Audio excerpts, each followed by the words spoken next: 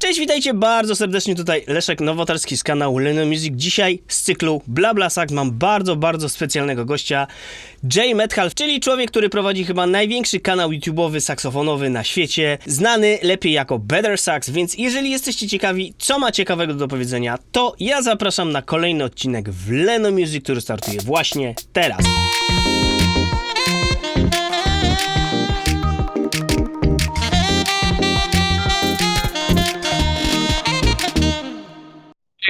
How's it going? How's it going? Fine. Thank you very much for accepting my invitation here. Yeah, no problem. You know the idea of our talk? I do similar things to what you do on YouTube. I do some kind of gear test. I do lessons online here in Poland. And I'm kind of do the same thing what you do, but in a micro version here in Poland. Okay, that's great. And I'm truly your huge fan. I've been watching all your videos, and Thanks. I of course subscribe since forever. So Okay, cool. I'd like to ask you a couple questions. Of course, I've seen recently your Q&A episode, which answered a lot of my questions already. So Like what question did yeah, some questions are not valid, and but there are some that I still want to ask you. Your short, I don't know, education career, music education. What did you graduate? Well, you know, in the States, they have at least when I was growing up, they had very good music programs in a lot of schools. Uh-huh. My junior high school, we had a great music program. We had band every day. And then I would play a lot, you know, I was playing all the time as a young kid. Mm-hmm. And then when I finished high school, I went and studied music at the Crane School of Music at SUNY Potsdam. Okay. Which is northern New York.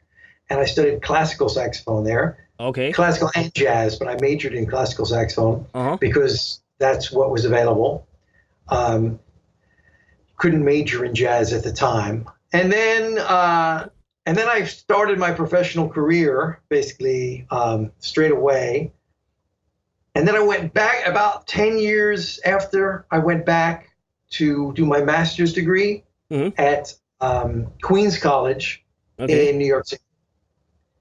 And that was a great experience being in New York and being with a lot of, Antonio Hart was my saxophone teacher, and Jimmy Heath would come in regularly to rehearse the big band and go through his arrangements because he's still arranging and stuff. So it was great, and I got to interact with lots of great players who were fellow students of mine at the time and are now on to doing lots of big things in music. So yeah, that was great. Okay, the saxophone was the very first instrument, or did you start the piano like many others?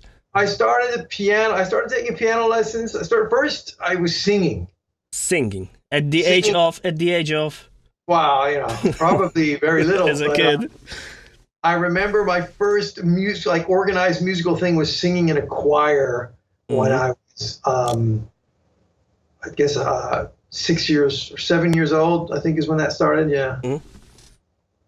And then then piano, and then saxophone. Oh no, I took viola. I started with viola. Okay, so you know the strings instruments a little bit. No, I mean I took that and I didn't really like it, but I had to wait. So we were allowed to take a string instrument at 9 years old, but we had to wait to be 10 to play a saxophone or something. Yeah. And then I answered that question in the Q&A about because I wanted to play trumpet. Yeah, but your brother was the saxophonist, so he forced you to play it with him?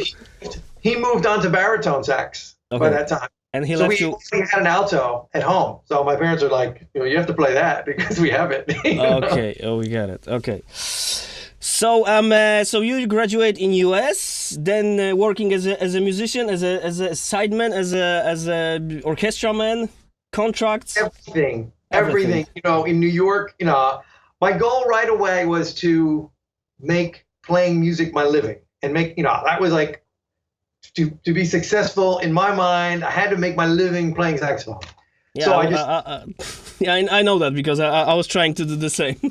yeah, and it's and it was possible in New York. There's a lot of work back then. Mm-hmm. It's still possible, but it's your standard of living goes down. Because the money that musicians make keeps going down relative to the cost of living. Yeah.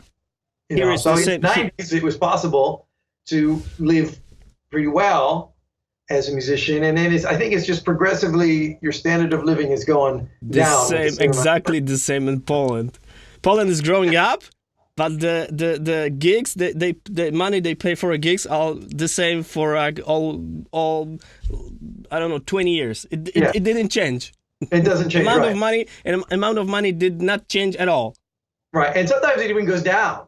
Or there'll be, instead of hiring a 5-piece band at one price, there'll be, now it's the same gig pays the same per musician, but they only hire 3 musicians instead of 5.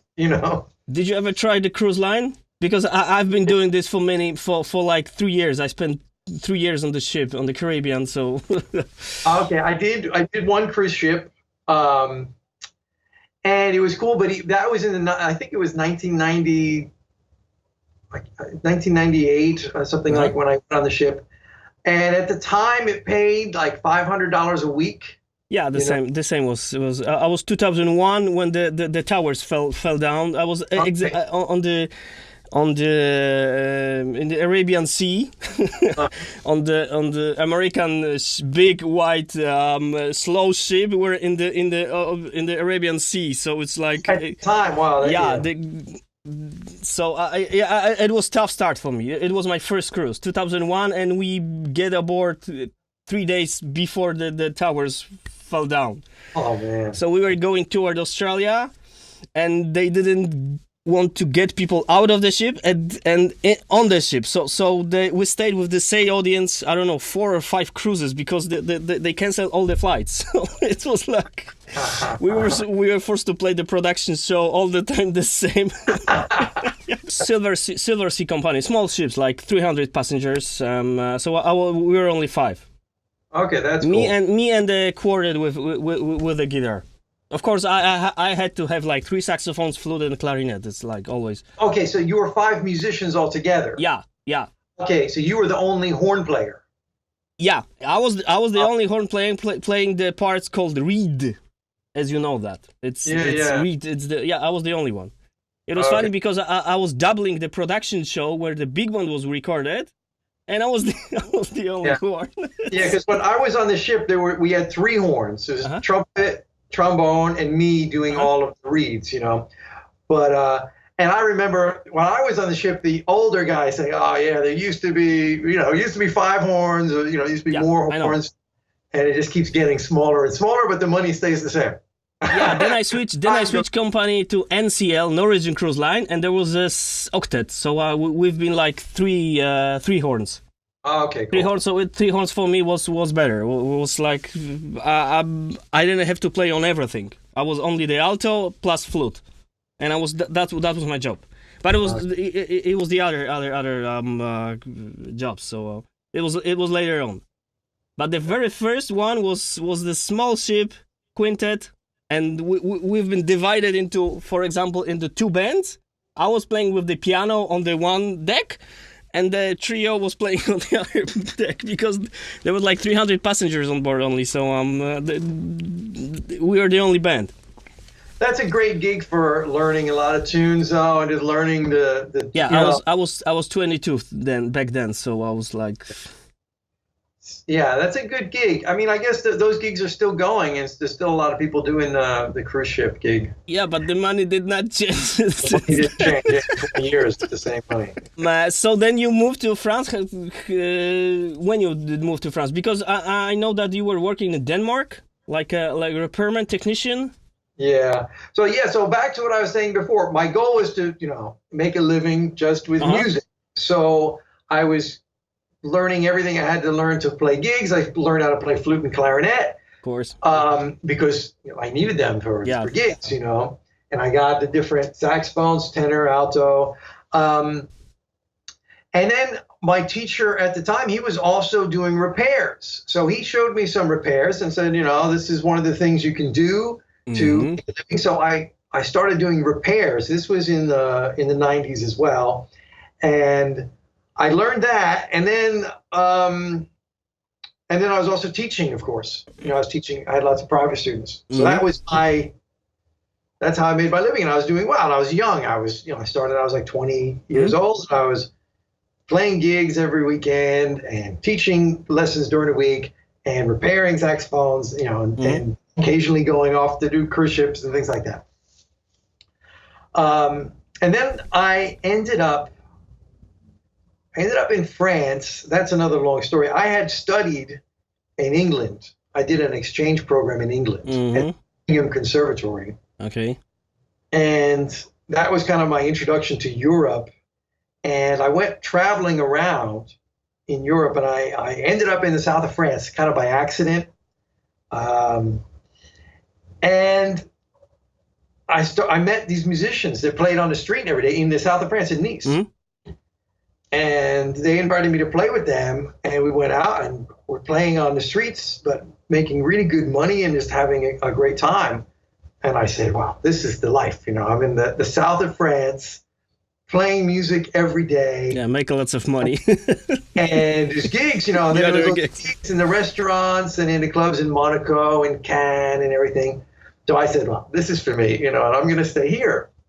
And I eventually, over time, so I would stay here for a while, and then I would leave and go live in Denmark or something. And then I went back and lived in the States. And so I kept kind of coming back and forth, and I eventually settled down here. Finally in 2009. But I had been here on and off for lots of time from, for almost 15 years before that. But now I've been here. I mean, this is where I live. With family? Yes, my wife and our daughter. Oh, great. Who is? They got used to living in France? Well, no, my wife is French. Ah, she's French. Okay, so you got a reason to be there. They're very used to living in France. Yeah. Okay. Did you learn how is French language? Because it's tough. No, well, it's not so tough. If you want to talk to people, you just learn the language. Where did you learn English on a cruise ship? Cruise line ship. Yeah. You just learn. Well, I spent like 3 years being only with U.S. guys, so I was forced to talk to them. So yeah, and isn't that cool? That's one thing about music. It's a sort of job that allows you to travel sometimes. Yep.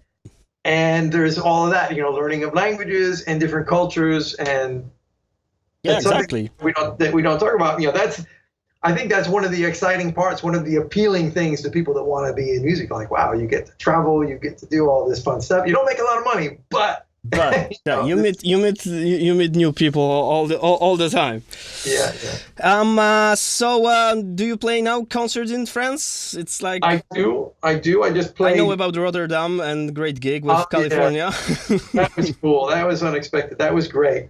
No, I do gigs all the time here, especially in the summer. In the south of France, the summertime is a big season. There's tourists. There's just things happening. There's the festivals. So yesterday I played in Monaco with my wife. We did a nice little gig, and then afterwards we went to. There's this great little jazz club in Monaco called La Note Bleue.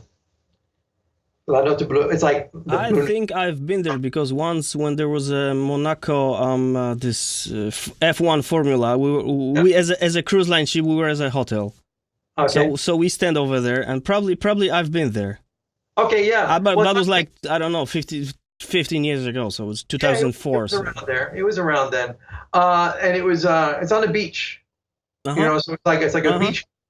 It's a great little place. So we went there last night, and because there was a jam. And tonight, Mike Stern is playing there. So I'm going to go there later and check it out with a great saxophone player, French saxophone player named Stéphane Guillaume.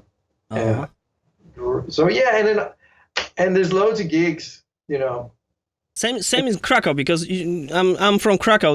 The Krakow is like a most touristic city in Poland. So like There's tons of mainly Englishmen because it's cheaper here. So they visit Krakow.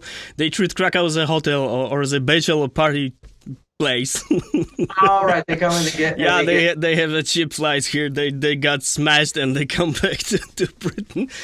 But they are part of the musical life here also. So they go on the concert. They know good music. They recognize good music. So right. They're good listeners, and they pay for a ticket. Right. Okay. And what sort of gigs are you playing? Like rock gigs or jazz gigs or? I'm trying to play mainly jazz gigs because I'm educated jazz musician. Here is a music academy which educates only jazz. I was starting from the flute because I'm a classical flutist on the second degree. Then I switched to saxophone because, as you know, it's almost the same. Yeah, the 90% is the same. I didn't want to be a classical flutist. I didn't feel that they would this way. So I'm of course I'm trying to play jazz, but you know the life is tough. So sometimes you're forced to play whatever. Of course, including weddings. Wedding in Poland is like it's very common for musicians. Like during the week you are the serious artist, and during the weekends you play weddings. Yeah, because man, 5-6 times more paid. You know, everybody plays weddings everywhere in the world. Yeah, you know, until you get to a point in your career, you're tired. That very few people get to, by the way, where you don't have to do them. But, you know, there's a financial, you know, weddings or corporate things, you know, this, how you have to make your money. Yeah, you know, for example, in the jazz club in Poland, when you get, I don't know, $100, it's max.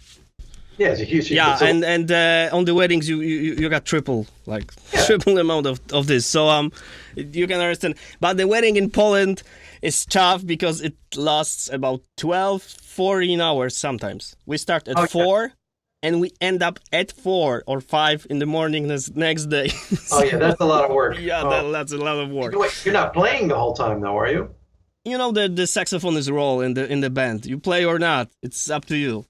Okay. But I mean, the band we play like 16, 15 sets. Yeah. What? Yeah. Man, yeah, this is tough. That's against the union rules, man. Yeah, my mouth are well trained on the Sunday. Okay, that's extreme. Yeah, I look like a fish in the morning. Like this. Okay, so what convinced you to start YouTube? Well, you know, I have my website where I have my courses. Well, so I started that, and then I thought, well, YouTube would be a good way to kind of get the word out about my website, you know, and because if you don't do something, then no one would ever really know about it. Right? Mm-hmm. So that's how I started YouTube, and it went pretty well. You know, it's going really well. So I kind of shifted things, and I started putting all of my time into YouTube.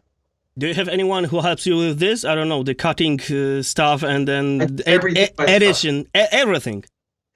Everything. Light, cameraman, cutting, everything. I know. I see that there are lights over there. So this is I do the same. I also do everything by myself, but I'm not so professional as yours. So did you take lessons about it or no, just it's the same thing as playing the saxophone, you know, learning how to make a living as a saxophonist. You learn how to do all the little jobs one by one, and then gradually get good at playing flute, get good at playing clarinet, get good at arranging, you know, whatever you can do, singing, playing piano, whatever you can do to make your living. make yourself more valuable and get more gigs. And I guess from learning all of that through my career, I said, well, I have to learn how to edit video. I have to learn how to light. I have to learn how to do the audio and how to do YouTube and how to build websites and how to, you know, all those things. So I kind of just learned it all. Because what I said, I have an access to your paid section, and it's really well made. Like from the computer side of you, like this access, this you can play videos, play charts, and play everything. So it's like that's why I ask if you have any help with putting this together. No, I mean, no. Besides going on YouTube when I need to learn how to do something. Not really. No, I would like some help actually, but yeah, it would save some time sometimes, sure. Yeah, because it takes lots of time to edit and cut stuff together. So then my next question is, how did it change your life, YouTube? And do people see you in a different way, that you're a well-known person now, because probably you have the largest viewers, largest audience in the world. Okay. Saxophone world. See, I know you receive tons of mails. I know, I'm aware of that fact. I get a lot of mail. I do, which is great, and messages on Facebook and Instagram, all the time, probably, yes, and the comments on YouTube, and it's fantastic. And that's the best part, is like everyone commenting. However, in my daily life, like nothing has really changed, because that's, people don't like see me on the street and be like, hey, So it was weird when I went to NAMM in January, and I was walking around NAMM, and people just kept coming up to me, and I was like, hey, how's it going? Like they knew me, and I was like, I don't know you. But the NAMM is in US, so probably you're well known in US. I guess so. I guess so. I mean, I guess I am. But I don't see that other than the emails and the messages and the comments. So I do need to go back to the States more. I would love to connect more with people that watch me, like we're doing now, and But because you live in the other country than your language of your channel. So I have the same problem. I would do English channel, but I know my English is not so good. This is the first level. But my audience is 99% Polish. So I will have to put the subtitles under this movie, for example. And I do everything in Polish, but now I'm about to, 4,000 subscribers. I know it's nothing, but in Poland, whenever I write, whenever I call, whenever I show up, they know me. You're the YouTube guy. So. Hey, but that's great. You know what? No, YouTube is growing. See, the thing is that people don't realize about YouTube. Like, YouTube is huge in America, but it's not. It's still very basic in like other countries, like France and exactly Poland. Is the same in Poland. Yeah. So I would, if I were you, I would just keep doing that, because 4,000 Polish. Subscribe. I mean, that's huge. The problem with the language is always like to stay. Did you consider doing this in French? No, I never considered doing it in French. People, I occasionally people say, why don't you do your videos in French? And I would, but I'm sure there's some French guy that will be doing it and doing a great job. And the language border is always like this. So I do. I think it's good that we all stick with our strengths, with everything. I did speak French a little bit in one of my videos when I went to the Regatta. I know. That was a huge episode, really. You told that it cost you lots of work. We shot it all in one day. So I did have a friend of mine come with me that day to film, as you noticed. But we shot the whole thing in one afternoon. What, really? Oh yeah, and then we went back, and then it was just the editing after. It did take me a while. Yeah, to cut it out. Because so many clips, and exactly. So much information, and then to get it down into a 15-minute video. Yeah, including the drone. The drone was flying over you. So so you're well known in US. Better known in US than in France, even though you're in France. Yeah, well, because people in France, they're gonna watch YouTube in French. Because, so they're not because people in France, they don't want to learn English. I've been working in Switzerland also in circus. I was the circus guy. Right. And we've been working on the French part of Switzerland, and nobody was talking in English there. So. Well, but those are Swiss. The Swiss are different than the French. The French really want to learn English, and they do. They're doing better and better. But the Swiss, they've already got German, French, and Italian. So they're like, we don't care. We don't care about any other language. Okay, so horns. Let's talk about technical stuff. I know you play Yanagisawa. I've been playing this horn also for 20 years. I had soprano sax Yanagisawa, the straight one, without the removable neck. Oh, I had a slim problem, like a tiny problem, because the octave valve was on the bottom part of the horn, and sometimes when I blow through this horn, the water was just get into this hole, and right. I didn't have the upper octave, so during the playing I need to like blow off the water, and it didn't like so I switched this horn to Kehlwert. I'm the Kehlwert guy. Okay. I got already. I own 4 Kehlwerts. Okay. And so why Yanagisawa? I know it's for you, it's the best, but fingering, tone, comfort of playing. Well, when I was repairing saxophones, I had access to tons all of the horns all the time, and there's all these great horns coming through all the time. So I was able to kind of compare it to everything out there available and get to really know it as, mechanically.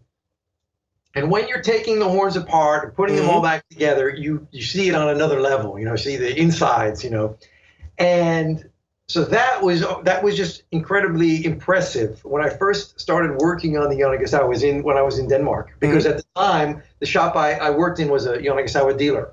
Okay. We had the Yanagisawas. So they brought you to the mainly Yanagisawas. Well, we had Yanagisawas, we had Yamahas, we had Selmers, and we had all the vintage, there was everything. But we had all the brand new Yanagisawas, as well as the nice flutes, the Miyazawas, and the Muramatsus, and all these just fine Japanese. Yeah, I play Miyazawa silver neck, so it's a huge flute.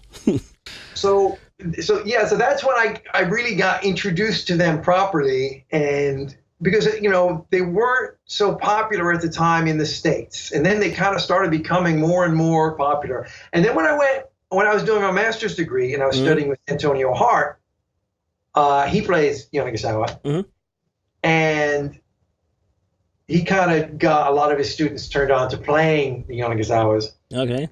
And that's it. Once I got this alto, here was my first one. I got in 2005. And this is model, which model? 991. 991, okay.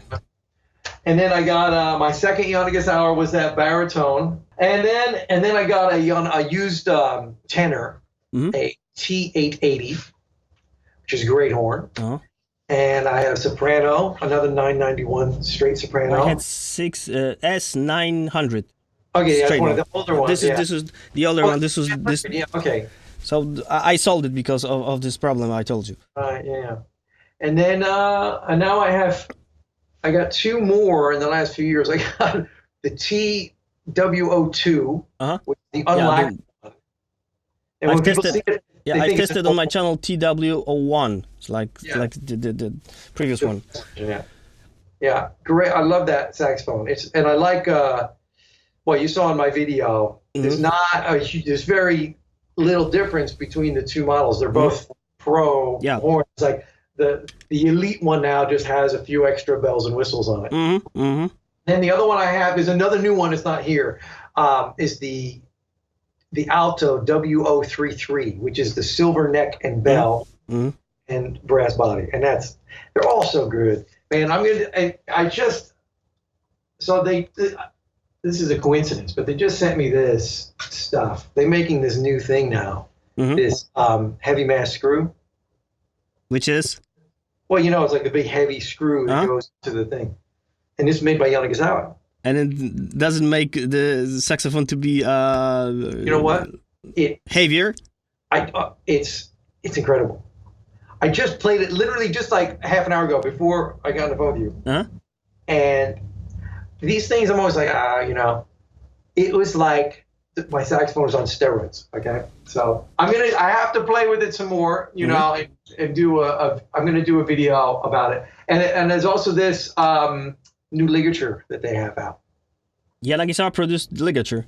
Yeah, it's brand new, and it's the thing. All the touch points are hard rubber. Okay. So it's like so these are like ebonite touch that is in contact with the mouthpiece. It's pretty cool. I have it the same because I'm the Saxas guy, like Saxas ligature. Oh, I don't know that one. They're like gum four gum point, $150 per each. So yeah, they're expensive. All these things are expensive. Why I asked about Yanagisawa? Because I'm also the part of the group. There's Polish saxophone players, like 5,000 people over there. And sometimes people write, until you don't have Mark 6, you won't be able to sound good. Yeah, I know, it's a nightmare. Well, this is always this thing. There's a lot of mythology. Yeah, right? of course. In saxophone. So I don't own any Zelmers. So but have you ever had one? Did you ever have one? Yeah, I had one. Yeah, I had one, and it's okay. It's a good horn, of course. It's a good horn. It's not bad horn, but it's not worth as much as people pay for that. Well, the new Selmers are better. I mean, first of all, as far as I'm concerned, the brand new, like the new Selmer Series 3s that they're making are really good saxophones. But for example, I had Axos. This is like a cheaper model. Okay. Axos Zelmer Sales Axos. This is cheap Zelmer. This is 12,000 zlotys. This is about, I don't know, $3,000, brand new.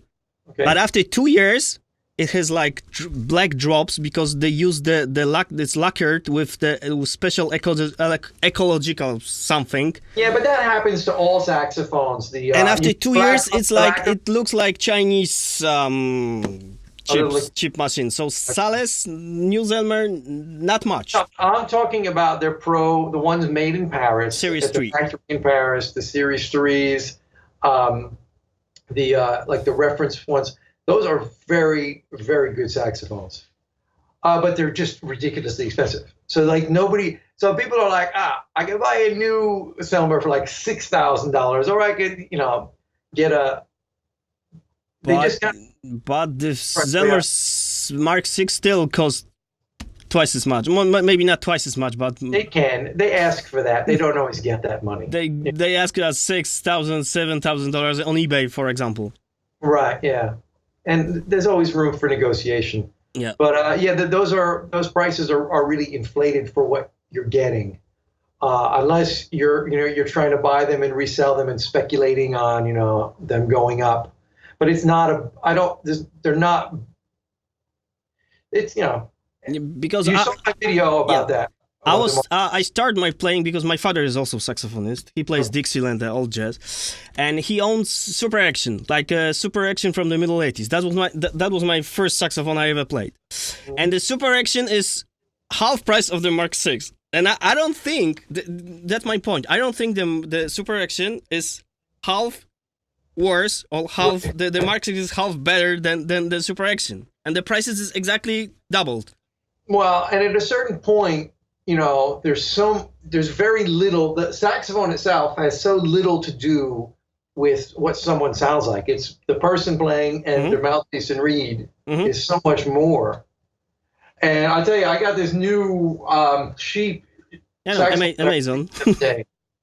And the one you still have it? This Amazon. I have that one, but no, the one I did a video like a week ago about Jean Paul. And it's scary how good it is for that price. It is scary good. It was one additional question because a couple days ago on Polish forum, the people asked, what's the purpose of recording the professional music playing cheap Chinese? Comparing this to Yanagisawa, what's the purpose of this video? I was trying to tell probably what you would think about it, and maybe you can ask what's the purpose of such video, because in your mouth, at your level, it sounds similar. So you want to force, I don't know, professional musician to buy a cheap saxophone, or the opposite way? The opposite. I know, because I want people to stop thinking that they need thousands of dollars to start playing saxophone. Yeah, that was my answer. I think there's if you've got money and you want to buy nice saxophones, great. Buy Yannick Sowers, buy Kyle Wirtz, buy Selmers. Have fun. That's great. But most people don't have lots of money. And I just want to get rid of this idea that, when I bought that first one on Amazon, Mm-hmm. I thought it was going to be terrible, honestly. Mm-hmm. I really did not expect, I thought it was going to be an awful horn because I had all this preconceived notions in my mind that everyone has that cheap stuff from China is garbage. Mm-hmm. So I was surprised, genuinely surprised. And then I've been trying some other ones, like this Jean Paul one, mm-hmm. and they're so good. So, for parents who want to buy their kid an instrument for school, or for people that have a smaller budget but they want to play saxophone, mm-hmm. can. And then I get the question a lot from people like, oh, I have a student saxophone, but I'm getting better, so I need to upgrade. What should I get next? And I'm like, you might not have to upgrade if your saxophone works well. Yeah, why to upgrade?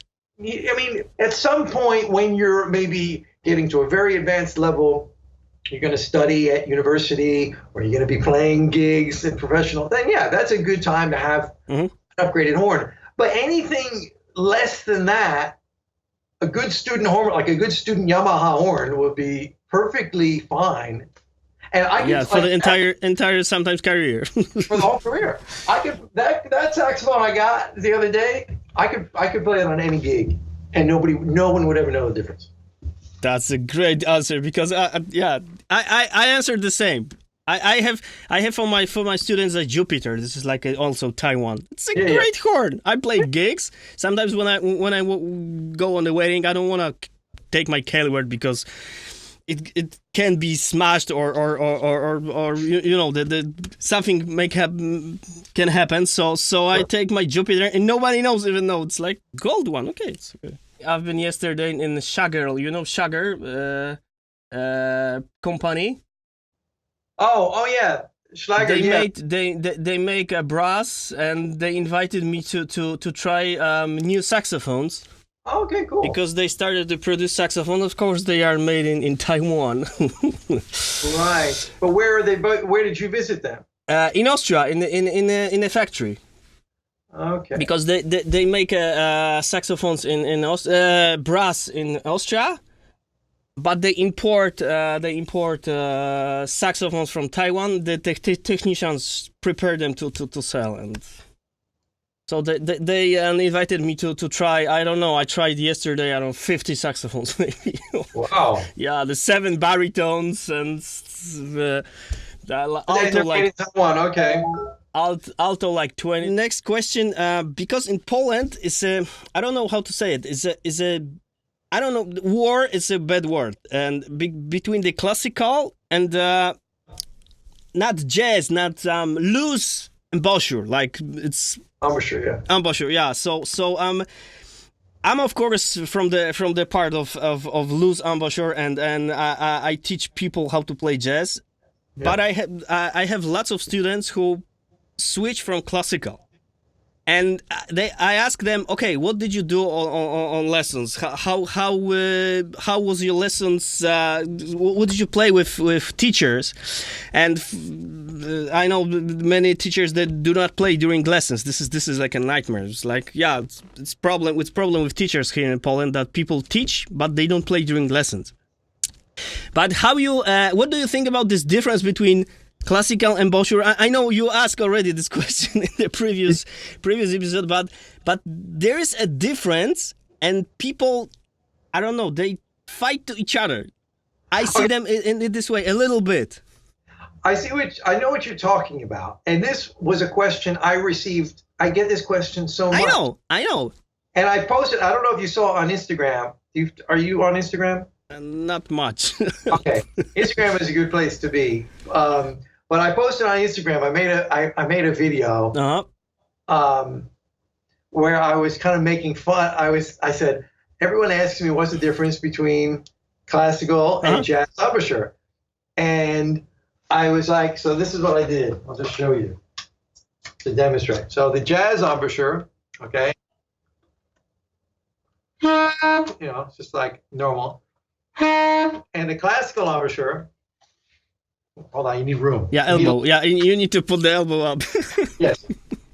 The classical embouchure is, you have to do a lot of this, and then you get the same thing. So a lot of people didn't get my joke. Like, well, it sounds exactly the same. Like, it is the same. A good embouchure, for me, and I studied classical saxophone. And but we didn't learn to play something to be really tight. It's the same concept of you need to let the reed vibrate freely. You want to get a sound, a nice, rich sound with lots of overtones in it. And you don't want to be tight. So this is American school of classical saxophone. Yeah. Yeah, in Poland is you need to know that there's a totally difference. Like they force students to play tightly like a clarinet, and then when you look at the scope of the equalizer on the scope of the tone, so the higher register is cut down. It's like everything upper, I don't know, 10 kilos is cut, or even 9 kilos. And there's lots of this low end, middle low end. Okay. So this is like a perfect classical sound. In Poland, it's like you're quiet saxophone player, tight embouchure, and not much mouthpiece in your mouth. It's like you don't bite it much, like just a notch, just so you won't let the reed vibrate in the appropriate. And that's how they teach it. They teach it the way, yeah. So sometimes, and they after the classical school, they sometimes come to me to I don't know, to teach something else, to play, for example, weddings, because people cannot afford to play classical music here in Poland. So, and I need to change everything sometimes, like put this make that fat, make it loose, bite a mouthpiece a little bit deeper in your mouth, so this is the I don't know why they fight to each other. Well, yeah, I just think what mouthpiece do they teach people to use in that school? Mainly Zelmer C star or Yamaha, I don't know, 5 C's, 4 C's. Like they stay with Van Doren. Van Doren is AL3, so something like this. So and they force people to play on it. Yeah, I mean there's nothing wrong with those mouthpieces. I mean, those mouthpieces are good, but you when you're playing on a mouthpiece like that, you still need to do the same thing as you would on any other mouthpiece. You need to get the air moving through it, get the reed vibrating. With the mouthpiece like that, you're going to want a harder reed because there's a lot less distance for it to travel. Yeah, I played a 4.5. Like when I play long guardala, so when I put the 4.5 reed, I would probably lose my eyes. So they play on 4 and 4.5 strength. Yeah, I think that's something that definitely just needs to change the way, that kind of classical school, that's almost like, all right, I think part of it comes from when you're playing saxophone in a classical setting, you are one of the loudest instruments. Yeah. Well, you're definitely the loudest woodwind. Yeah. So, and a lot of these arrangements are written, they're treating the saxophone kind of like a woodwind, like the flutes and clarinets. So you cannot be upper oboe and flute and bassoon. You cannot be louder than right. But since a lot of people want to play saxophone, so these bands, they have 7, 8 saxophones in them. Mm-hmm. You know what I mean? And so it's overpowered. Yeah. So, but in order for everyone to be playing, so all the saxophones always have to be playing at their minimum volume almost, right? Mm-hmm. So if you're going to these symphonic band rehearsals every day, they're constantly saying play softer, you're playing too loud. So then people get equipment that's going to allow them to play softer and softer. Mm-hmm. And then it just becomes this culture of we don't want to hear you. You know what I mean, right? I think a lot of it is part of that. So, and I made a video about this. The saxophone is just kind of forced into this classical world, and it doesn't really belong there in that way. And that is exactly what I tell my students. Yeah. So it is, and it has to do with the way the music is orchestrated, and the person who's making the orchestration is thinking, well, there's going to be 2, 3, 4 saxophones, an alto, there's 2 altos, a tenor, and a baritone. That's how they're writing the parts. But then there's 12 saxophones in the band, you know what I mean? And it's... Do you see any meeting point between, I always think about it, is there any meeting point between classical and jazz point of view of the saxophone? I don't know how to call it, but well, I think you have the meeting point, they stop fighting to each other. Well, I think you have to, everyone has to first of all realize we're playing the same instrument, and I think you have to look to the players who play both, and they they always Wynton Marsalis is Branford Marsalis is always an example. And there's lots of other examples. There's many, many examples. And kind of find people that can do both well. And I think they be kind of saying the same thing. It's a saxophone, and you can get a beautiful sound on the saxophone. Yes, there's differences in style, of course. But the beautiful tone, it's different for these two groups.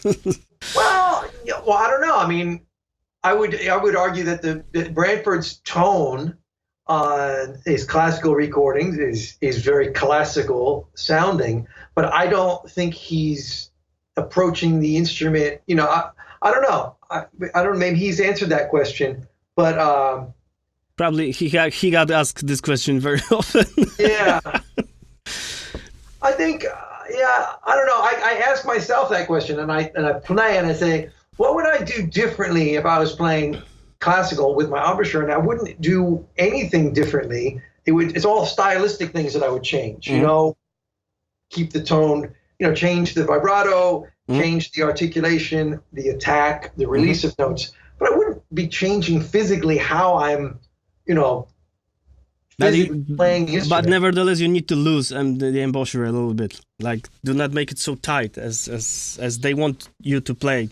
Because I can't play super tight anyway. They want to copy the clarinet. So this is the point. This is the point. They want to make the saxophone to sound the same as a clarinet. But what's the purpose? Why? Well, there's a big difference between clarinet and saxophone in the bore. The clarinet has that cylindrical bore, and this is the conical or super conical, and that just makes it. That makes all the difference in how the overtones and the sound. So the clarinet skips the overtones, and that's why it has that pure sound, which is beautiful, and it works really great in classical music. Saxophone does as well, but it's a very different sort of instrument, Yeah. So okay, so you don't see it as a war, as a fight? I'm out of that fight. I just if anybody wants to argue about that, then I think it's just a silly argument. It's like the arguing about jazz music versus popular music these arguments. I think all of those things are a big waste of time. Everyone everyone is free to like what they want and to think what they want, and I think it's a waste of time to argue about stuff like that. Yeah, I think also the same way. Okay, practice tips. I know that you answered already in the Q&A. Practice tips. You start with mouthpiece, long tones, overtones, like. Yeah, I start the Saint with triple. Yeah, if I'm gonna, if I have time to practice properly, I do a warm up. I focus on the long tones I do that because I've just noticed that it just works. It just helps over long periods of time. Yeah. And you don't have to spend hours on it. I spend 5 minutes, but it's doing it every day. Exactly. And focusing on that detail, that over time you develop more strength and control. It's just everything is about developing really good habits. So by practicing the long tones, for me, it's like I'm just focusing on that one aspect of it, so that when I move my fingers and I do other things, I'm still playing with that good sound, and the intonation. Yeah, the automation. Pick one saxophonist for you, like The one, I know it's tough. I know it's tough, but the one? There is no the. I love Dexter Gordon. Dexter, I love Dexter Gordon so much. I was the Cannonball guy, so I was like Cannonball for me. It's I love Cannonball too. Favorite genre of music? Genres like you play? I don't know. What do you like the most? I like the music. I mean, there's so much. There's no genre I can't say, but I like the music. I like so much, man. I do like a lot of stuff from the '60s. You know that it would have been great to have been alive in the '60s because you had the great jazz. More toward R&B or toward jazz, like Coltrane.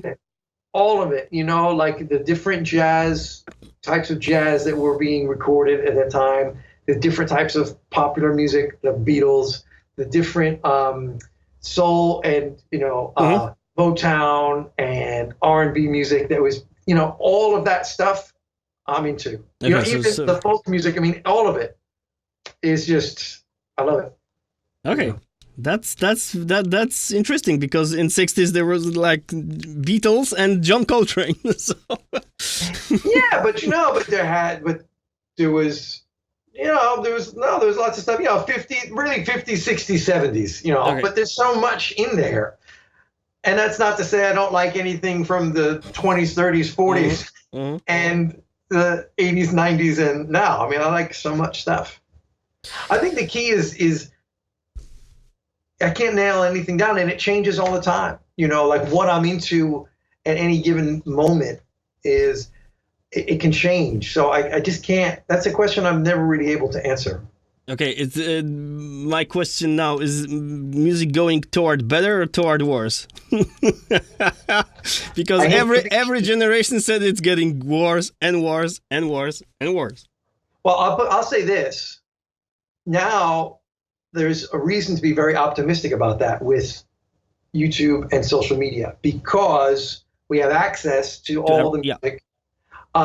We have access to people that are playing music that you would never have heard about before because you needed to have a record contract in order to be heard. Now you got people coming out of everywhere with original music and it's getting heard. So it's very encouraging. But you can also do the music on iPhone not being a musician. So technology a little bit kills us. Well, yeah, but human ears can hear the difference. And in a lot of cases they cannot. But I don't think that's a bad thing. Like you said, every generation says it's getting worse and worse. And in the 60s, they were saying that about John Coltrane and the Beatles. Okay. So I hate to be that person who's like, no, this is no good. And then 50 years later, it's considered, masterpieces. So I don't, you know what I mean? Okay, maybe we'll be finishing because I know you want to go to the concert. So. Oh yeah. Do you know anything? Okay, last question. Do you know anything about Poland? Any Polish musicians? Something? Anything about? Yeah, I know there are. Well, I just played with a great Polish musician at the Rotterdam at the North Jazz Festival. The singer from the California Honey Drops is Polish. Really? Yeah, but he was born in Poland, but he, immigrated to America very young as a kid. And his family from Poland came to Rotterdam and it was at the Lesh. So we are everywhere. Yeah. Yeah, they laugh because in Chicago is the biggest Polish city. They are more Polish than in Warsaw. Yeah. Well, in New York too, there's a lot of Poles came over and immigrated to the United States. So we have a lot of, Polish influence in some food and some words. Anything Polish, you eat like kiełbasa, dumplings. Yeah, all that stuff. And growing up, I had lots of friends that were Polish origins. In New York, like there's so much between the Italians and the Germans, Chinese. and Irish, and there's a lot. Okay. But I don't know. I've never been to Poland. I would like to go, but I've never been to. I don't know very much about Poland. No. I would organize something. I had a huge house. I can do as a hotel, no problem. Okay, great. So thank you very much. You want to say something to Polish audience?